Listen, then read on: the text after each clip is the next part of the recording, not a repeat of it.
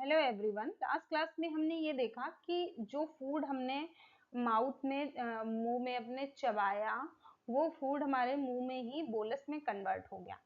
अब ये जो बोलस है वो हमारा ईसोफेगस से होते हुए ये बोलस हमारा आ रहा है स्फिंक्टर सॉरी स्टमक में।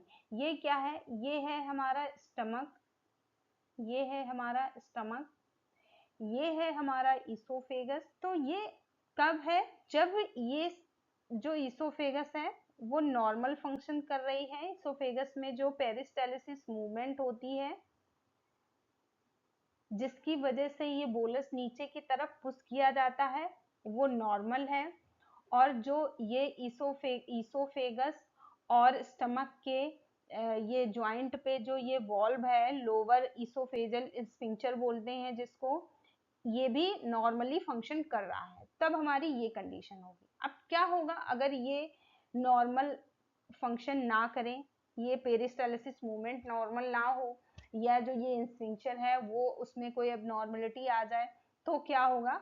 तो आज हम यही देखेंगे। सबसे पहले हम देखेंगे कि अगर ये जो स्फिंक्टर है उसमें कोई एबनॉर्मलिटी आ जाए तो क्या हो गया। तो चलिए देखते हैं। अब ये अगर हमारे जो स्फिंक्टर है उसमें कोई एबनॉर्मलिटी आ जाए तो क्या होगा। तो सबसे पहले ये क्या है? ये हमारा ईसोफेगस, ईसोफेगस के नीचे ये हमारा स्टमक, स्टमक यहाँ पे हमारा होता है लोअर ईसोफेजियल स्फिंक्टर।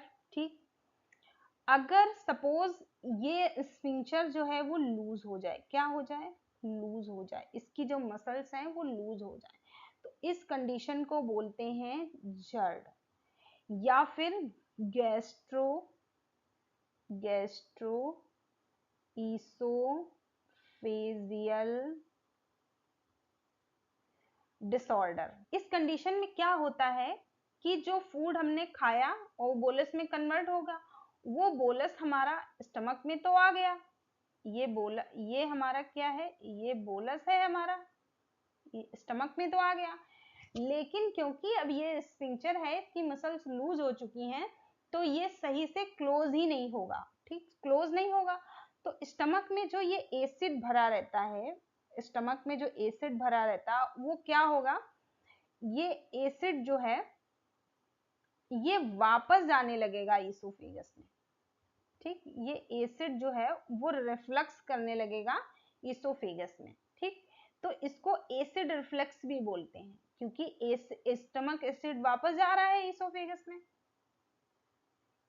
जिसकी वजह से हमारे चेस्ट में बर्निंग सेंसेशन होगा, जलन होगी, चेस्ट पेन भी हो सकता है, वॉमिटिंग भी हो सकती है, और क्या, हाँ, अपर बेली भी पेन हो सकता है। ये सारे सिम्टम होते हैं इस डिसऑर्डर के। और ये मतलब मेनली वैसे तो ओकेजनली होता रहता है, लेकिन ये मतलब ट्रीटेबल है ये कंडीशन।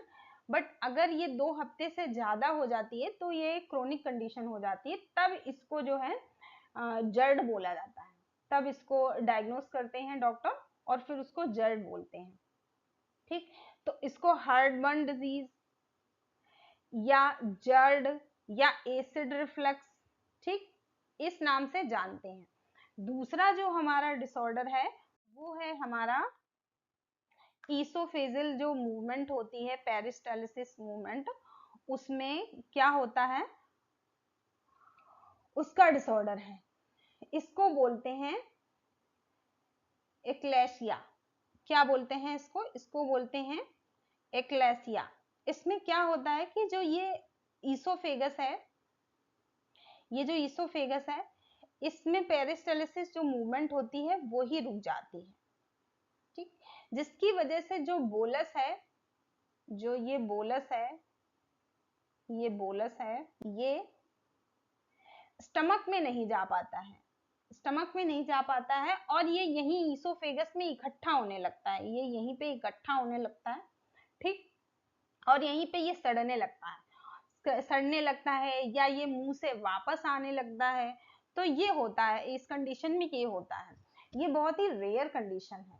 ठीक है, ये बहुत ही रेयर कंडीशन है, और इस कंडीशन का रीजन अभी तक नोन नहीं है, पता नहीं है किसी को कि ये क्यों होता है। ठीक, इसका जो मेन सिम्टम है वो वॉमिटिंग आने लगती है, चेस्ट पेन भी होने लगता है। अच्छा, चेस्ट पेन उसमें भी होता है जर्ड में, लेकिन आप लोग कंफ्यूज मत होइएगा, क्योंकि जर्ड में क्या होता है, जर्ड में जो स्टमक का जो कंटेंट है वो वापस जाता है, स्टमक में जो भरा होता है वो वापस जाता है, लेकिन एक्लेशिया में जो ईसोफेगस में होता है वो अंदर जा ही नहीं पाता है, वो यहीं पे रुक जाता है, तो इस कंडीशन को एक्लेशिया बोलते हैं।